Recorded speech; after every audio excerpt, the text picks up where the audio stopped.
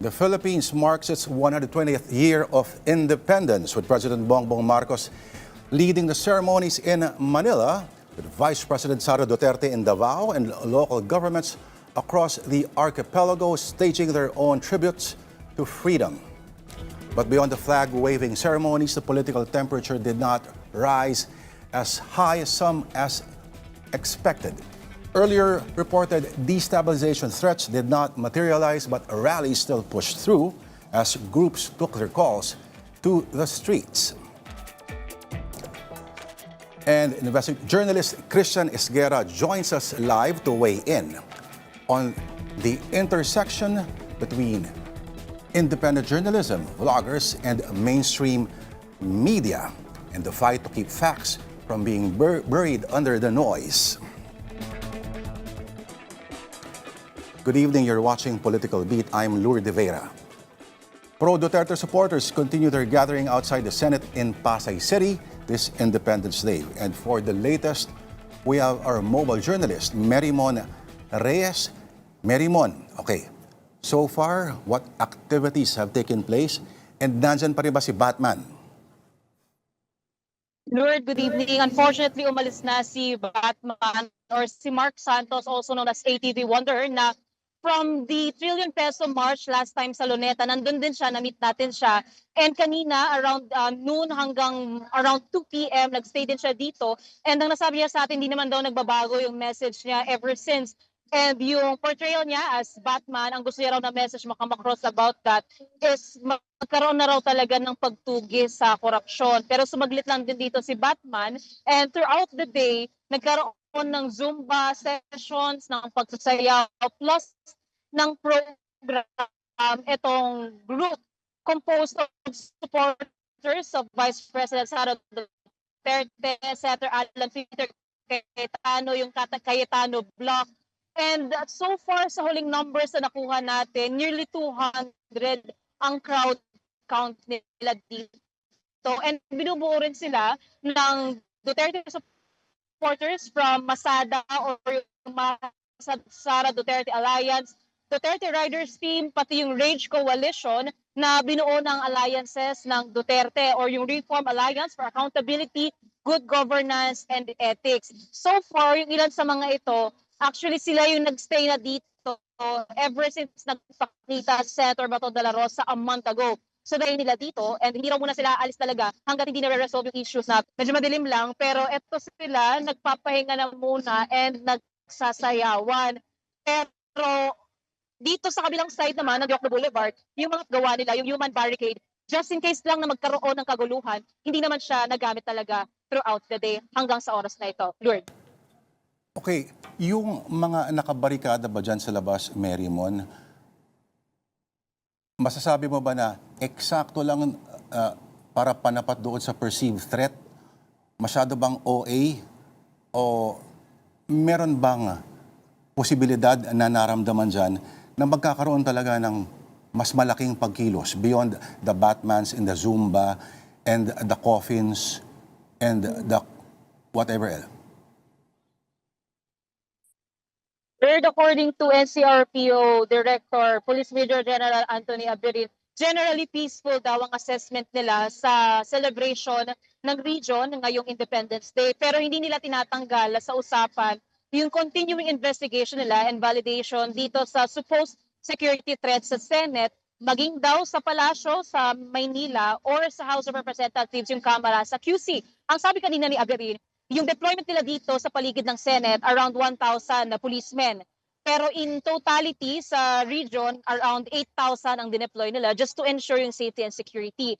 Ang isa pang naging benefit daw is itong nilagay na barbed wires, pati yung mga barricade na to. Nakakatulong daw ito para hindi sobrang dami pa yung kakailanganing i-deploy. Pero kung sakali nga lang daw na throughout the day, dumami yung bilang ng mga tao sa paligid ng Senate at kakailanganin pa nilang magdagdag ng deployment, wala naman daw sa kanilang problema doon. And they are taking serious attention and action dito sa threats, especially yung mga nag-circulate daw online na mga posts, kaya hindi raw nila isinasantabi yung still possibility na merong threat talaga sa Senate or other parts of the government. Lord. Alright, so may mga inaasahan pa ba mga grupo na susunod dyan? Bakit kaya mahilig sa Zumba palagi, so every time may minamarkahang selebrasyon, may Zumba pa rin palagi. At si Batman, ano ba ang ano ni Batman dyan? Meron ba siyang dinalang mahalagang mensahe? Lord, yung ang sabi kasi nila, actually yung Zumba nila, mga energizer siya throughout the day. Nung bago sila mag-start ng program proper nila, nung 3 p.m., meron din silang sayawan proper dito, na kumuha pa sila ng best in costume, yung outfit nila na color green. And then after the program nila, ngayon nagkasayawan sila ulit, parang energy booster daw at pampagising sa kanilang mga diwa. Dahil alam nga nila, lumipas ng mga oras, yung mga araw, nakakapagod din daw, pero kailangan daw nilang pagpatuloy itong kanilang paglaban. So far, si Batman, yung dala niya kasing Batmobile, yun din daw ang kaparehong modelo ng big bike ni former President Rodrigo Duterte. So, yun yung similarity nito. Kaya last time, nung nandun din siya sa Luneta, bukod sa call niya ng battle against corruption, ito rin daw yung isang pagpapakita niya rin ng suporta sa mga Duterte. So same day yung naging message niya kanina, pero again yun nga, sumaglit lang, marami rin nagpa-pictures sa kanya. So, ang though hindi niya sinabi, ang sabi niya kasi hanggang dito lang daw muna siya, di na raw siya pumunta doon sa iba pang mga programs or rallies. Mhm. Mag-ingat siya kamo sa DC kasi baka yung local representative dito masingil siya sa copyright. Okay, so Mary Mon Reyes, mag-ingat ka dyan at maraming salamat. Alright, on to our guest. When radio, or just the facts, ma'am, is a line often quoted and is said to have emerged from the show Dragnet sometime in the 50s and the 60s. But the podcast, on the other hand, is radio when radio escapes from management. It is the triumph of the oldest communication technology in human history. One person talking and another person listening. The podcast is a democracy in its purest form. Nobody gets a microphone and nobody gets an editor. But everyone has a microphone. But our guest, in his past incarnation as a reporter, has covered almost the majority of beats in government to help make sense of all that's happening in government and politics. Joining us now is Christian Esguerra of Facts First. Christian, magandang gabi. Si Lourdes de Vera po ito. Facts Natics din, silent ka lang. Magandang gabi, Sir Lord. Huwag mo naman ako i-sir kasi huwag mo ako ipo. Trivia po, no? Si Lord de Vera, senior ko sa UST yan. 5 years ahead. Kaya siya ang Sir Lord natin. Magandang gabi. Parang mas masakit yung pang-apat na senior. O, parang siya yung malaking pako na gumanon talaga sa ating palad. Sir Christian, okay, alam ko mamaya-maya ay may upcoming episode kayo at mukhang may kinalaman pa rin ito doon sa bilangan ng mga kakailangan ng senador ba? Or depende pa rin ho ba yan sa mga mangyayari? Of course, hanggang ngayon dinidispute pa rin itong si House No, sir. botohan last week, no? Yung mga Quorum 12. Mm-mm. Can you hear me? Malinaw naman, ha? Medyo napuputol-putol lang. So hanggang hindi pa rin Christian. makamove on si ito pa okay na? Okay, ayan, better. Ayan. Better na. Malinaw na ba? Better. Kasi linaw na ba ng mga Facebook Live ni Alan Peter Cayetano? Kasi Ayan. linaw. Actually, nakikita natin problema rito sa Senado. Meron isang kampo na hindi makamove on kahit natanggal siya sa bisa ng Quorum of 12. Of course, ang problema, hindi pa rin makapagtalaga ng official na Senate President dahil kailangan ng 13. Pero abangan natin, no, kung matuloy itong special session, most likely makakakuha ng ika-13 miyembro itong Gatchalian Bloc. And it's very interesting kung sino yung likely na tatalon doon sa kabila. So, tingnan natin yung mga hindi umattend noong bogus Blue Ribbon Committee hearing na pinangunahan ni Cayetano at saka ni Marcoleta. We're talking here of Senator Bongo, we're talking here of Senator Joel Villanueva. So, among them, most likely, yung magiging ika-13. Pero as we speak, wala pa namang official, wala pang formal. Okay, Christian, last April, nagmarka kayo ng second anniversary ng Facts First, no? Tama ba? April Oh, yan. Oh, nakalimutan no, ko yung araw eh. Basta April. April. Tapos, pero nagsimula siya as segment sa isang news channel as early as 4 years ago, no? So, iniwan mo ang traditional broadcasting at umanib ka sa sa inyong independent platform. You gain freedoms, pero meron ka rin bang na-inherit na mga pressures supposedly ngayon? At ano-ano yung mga yan? Maliban sa kausap mo si Ronald Llamas gabi-gabi. Oo nga eh, problema. Hindi ko mapagpag si Ronald Llamas eh. Hindi, actually, I started yung Facts First as a segment. Yeah. Explainer segment siya rin sa ANC program ko before. I started it in, I think, 2019. And then I started the podcast 2019 din. So, maraming challenges eh. Because initially, when I moved to independent journalism dito sa podcasting, I realized that I had to reintroduce myself. Mhm. And medyo masakit, no? Doon sa ibang mga na nakasalumuha ako dito sa platform na ito. I had to explain my reason for being once again. So even if I had a substantial experience as a legit journalist for more than 2 decades bago ako tumalon sa podcasting, marami pa kasing hindi familiar doon sa sa platform itself. So I remember may mga dating political figures ako na madaling makausap when I was part of the big network. All of a sudden, hindi mo sila hindi na sila ganun ka-accessible when I started doing podcasting, and I had to explain myself kung ano ba tong podcast, saan ba siya lalabas. Ang usual na tanong sa akin, ano ba yung format na yan? Saan ba yan? Saang network yan? So, I had to reintroduce or reestablish my legitimacy dito sa panibagong platform. Pero masaya siya dahil masaya lure na walang boss eh. Yung walang nakikialam doon sa content, and wala nagse-censor. And I think that's the most important thing. That's very liberating. Posible pa bang bumalik sa conventional journalism, yung beat reportage, after this format? Para sa'yo? I don't think so. Many of our colleagues might choose to maintain the kind of conventional journalism that they had been used to. Pero sadly kasi the ship will be leaving or sailing, and marami sa atin mapapag-iwanan. And ang maganda kasing ma-realize sa mga kasama nating mga periodista ngayon, it's very exciting nowadays to become a journalist. Of course, maraming pressure, maraming challenges, but it's also very exciting because of the kind of platforms or avenues available to us to tell the story, to tell factual stories. So ngayon, 'di ba, the fact na pinag-uusapan natin yung beat, no? Traditionally sa Pilipinas, very geographical eh. Very territorial yung understanding ng beat. So, Senate, House, Malacanang, Police. You're talking about the program ninyo, yung political beat, no? So I suppose all things political, and I suppose mostly national. Eh, ang hirap kasi pag kinoncentrate natin yung coverage ng area and then nag-assign ng tao doon para hindi mabutasan ng mga storya. Maganda rin na mag-focus tayo rin sa mga stories that matter, because nowadays, it's not enough that we provide journalistic content. You have to make sure that that content really has an impact. Kasi diba dati misnomer yung pag sinabi mong journalism should be relevant, because it goes without saying that journalism is relevant and factual. Pero ngayon, kailangan mo pa rin ipakilala kasi ang daming kalaban eh. Hindi tayo nagko-compete among other news outlets or networks eh. We're competing among just about every content creator out there.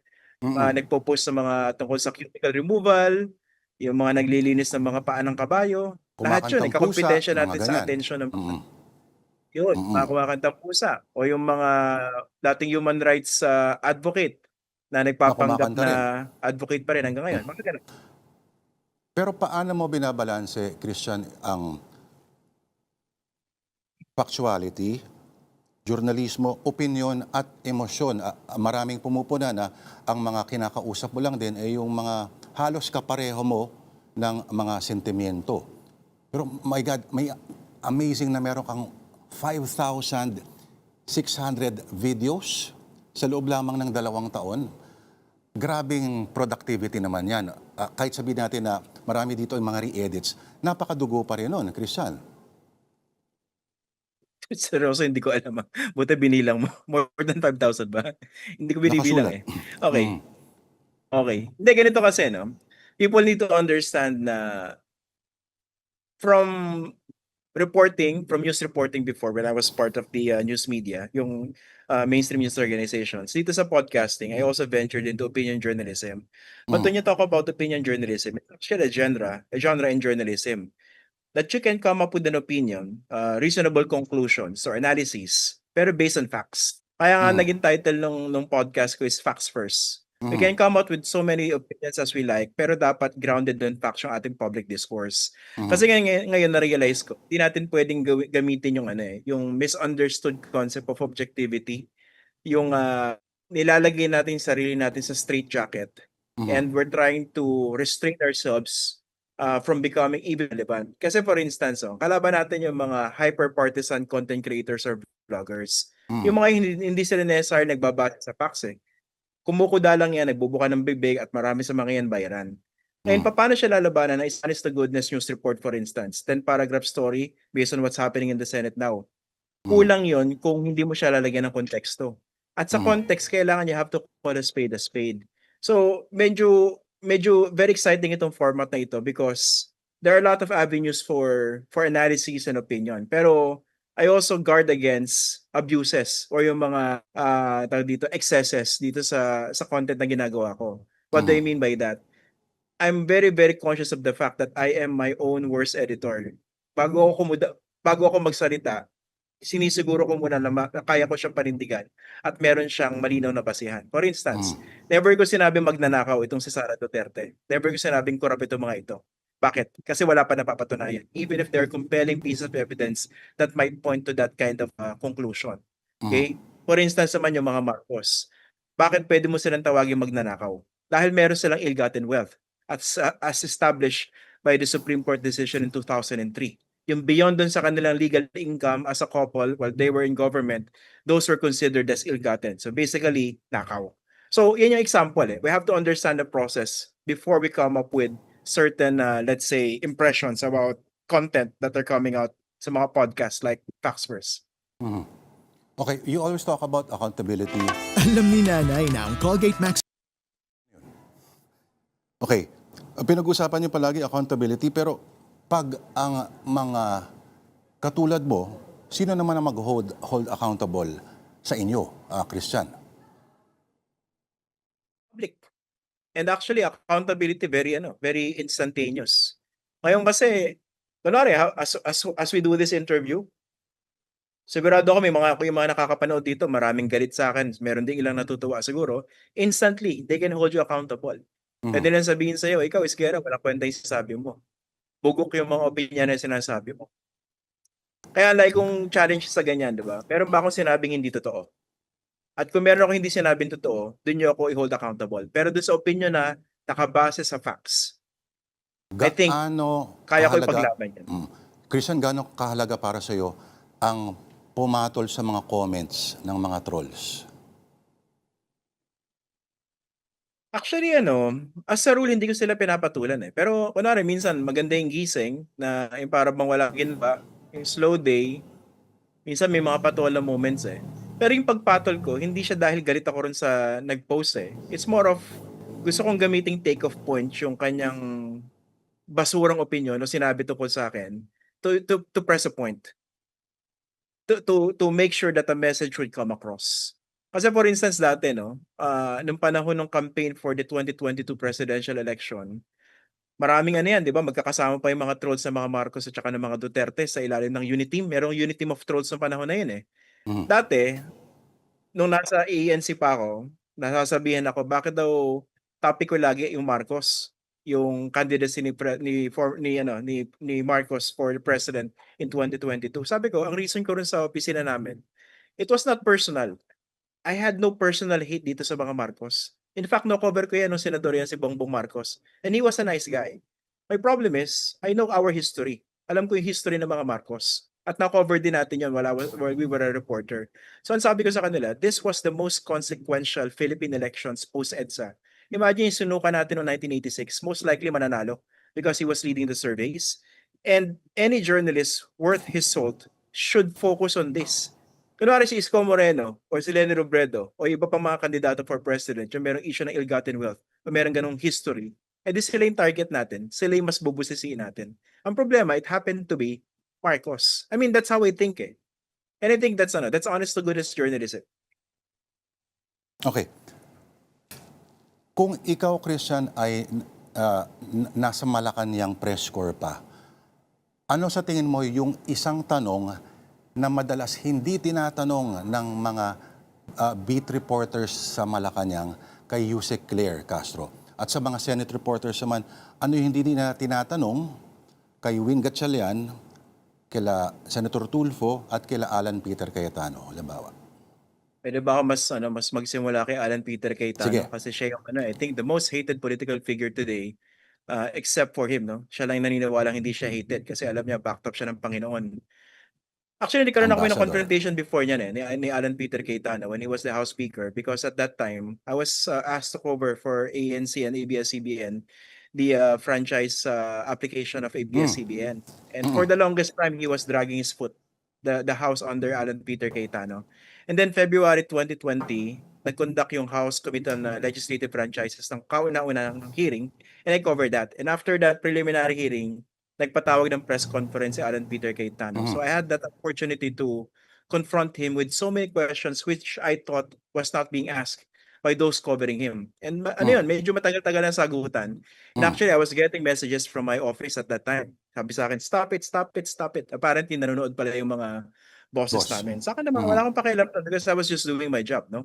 I was just being a journalist. Ngayon dito, kung pag-uusapan natin ito, napaka-classic ng gaslighting nito sa Alan Peter Cayetano, di ba? Because he was talking about the rule of law, he's talking about accountability, he says, or in control of the leadership. Pero conveniently, sidestep nila yung isa ring kabalastugan na ginawa ni Alan Peter Cayetano. Yung hinostage niya yung Senate plenary sessions for at least 2 days. At kung hindi nga napigilan yun on the 3rd day sa Wednesday, di nagtuloy-tuloy, nag-adjourn ang Kongreso, both houses, pero may asterisk on the part of the Senate. Kasi dapat joint adjournment yung sinidi eh. Ang problema ni Alan Peter Cayetano, he was not holding that plenary session because he didn't want to lose the Senate presidency. Because natatakot siya na kung magkaroon ng session ng time na yon, mapapatalsik siya. And he would have been the Senate president for only a little over a week. So masakit sa kanya yon. At ginagamit na ng dahilan yung Blue Ribbon Committee hearing daw the following Thursday, which to me was very intellectually dishonest. Kasi niligay lang nila yung hearing na yon para magkaroon sila reason for holding hostage the plenary. Pero at hindi ka rin pala makapagtanong, Christian, kasi hindi siya nagla-live press conference where you can actually ask questions. Illegal yung sinasabi niya. Oo. Dito naman sa Malacanang, sa Malacanang ako, honestly, I would want to have a sit down with President Marcos. Kasi ang problema sa kanya rin, kahit nag-accommodate siya ng mga interviews, etc., alam naman natin na very controlled yung environment, no? And for the first time, I think we have a podcasting president. Di ba, meron siyang regular podcast? Yep. Ang problema rin sa podcast niya, control yung environment at pinipili niya yung mga magtatanong sa kanya. Di ba? Softball questions, mga ganyan? Hindi nga, kung tigasin siya, he should conduct a free-for-all. Diba? Free-for-all interview. Tanungin siya sa lahat ng mga pagkukulang ng administrasyon niya. Tanungin siya patuloy doon sa issue ng ill-gotten wealth. Kung gagraduhan mo si Auntie Claire, 10 being the highest, 1 being the... Anong grado bibigay mo sa kanya as spokesperson? Marami kasing depende sa criteria na gagamitin natin, no? Siguro kung gagamitin natin yung criterion of her usefulness as an aggressive spokesperson for the Marcos administration, siguro 11/10 siya. Kasi siya yung ultimate attack dog eh. Kumbaga pangbardagulan laban sa mga Duterte. Kasi yung mga Duterte bastos eh. Kailangan nila ng isang talagang sumasalag sa kanila. Kailangan tapatan yung language. That's perfectly Attorney Claire Castro. Pero ang weird dito sa setup kasi ni Attorney Claire Castro is that she's speaking for Malacanang, for the president, pero at the same time, she has her own podcaster din siya. podcast. Weird sa akin yun eh. Kasi the moment that you take on that position of a spokesperson, you lose your voice. Lahat na lalabas sa bibig mo, whether you like it or not, reflects on your principal. In this case, the president or the office of the president. Pero at the same time, nakakapag-podcast siya. Kahit meron disclaimer yon, that doesn't change anything. Kasi hindi naman nag-iisip ng gano'n yung mga viewers eh. Hindi mo nasasabihin na, dito sa version na to, it's Claire Castro speaking as the podcaster. Dito naman Claire Castro as the spokesperson. Pero I realized na baka itong setup na to precisely ang gusto mangyari ng Malacanang para meron silang deniability. Because they know that the people won't make that distinction anymore. Anyway, so payagan natin si Claire Castro. Yung mga hindi niya masabi sa pulpit ng ng Malacanang, sasabihin niya sa podcast niya. Pero ito yung interesting last no, dadagdag ko lang, Lord. Katawa ko kasi na nag-present ng findings yung Philippine National Police doon sa shooting incident sa Senado. Yeah. At natawa ko kasi mas maganda ba yung mga tanong ni Claire Castro doon sa ibang tanong ng mga reporter sa Malacanang press corps. Yung hindi matumbok ng mga reporter, siya yung nagtutumbok. After ubusin yung mga tanong ng reporters, that was the first time that I saw, having covered Malacanang before, yung mismong spokesperson, nagtatanong doon sa resource person. Yes, naalala Siya ko yung yan. umaanggulo. Kaya mas nagkaroon ng angulo yung mga reporters. Nakakatuwa, pero meron siyang use in terms of discourse. Kasi nga minsan, ang nakakabaliw dito sa diskurso natin, harap-harapan tayong ginagago, tinatarantado ng mga politiko eh. And minsan, nagiging nag-hold back sa atin yung idea na dapat tayo, very, very objective. Pero Respectful objectivity in or journalism, neutral. yes. Objectivity is not neutrality. Objectivity refers to our process of arriving at factual conclusions in our reports. It doesn't mean that we shouldn't be impartial. Kasi pag merong isang taong mamamatay, tao na pumapatay sa isang biktima, kanino kakampi? Will you be neutral? Pero Christian, sa huling bahagi ng ating usapan, kung manalo sa isang elective post si Ronald Llamas sa 2028, ikaw ang sisisihin namin. Tandaan mo yan. Sana hindi mangyari kasi malaking yun, dagok at sampal sa ating sambayanan. Alright. Maraming salamat. Christian Isguera, bitin ang usapan natin pero thank you for your time. At Happy Independence Day. Happy Independence Day.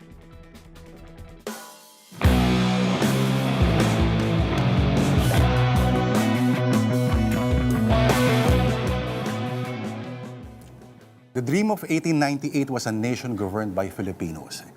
But independence was never a promise of perfection. It did not guarantee that we would always govern wisely and gracefully.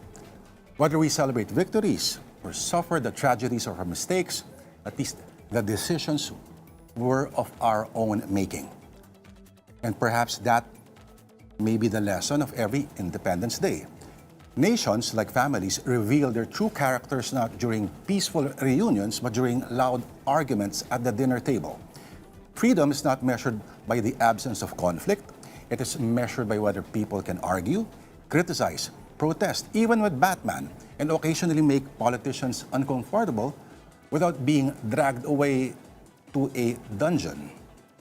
Yes, the noise can be exhausting, but historically, the other option has been much more terrifying. The Philippine Republic may resemble a very long fiesta where somebody has misplaced the program and mangled the budget. But the fact that our arguments continue in public under a free flag raised 128 years ago is itself proof that the old dream of independence remains very much alive. Is it perfect? Far from it.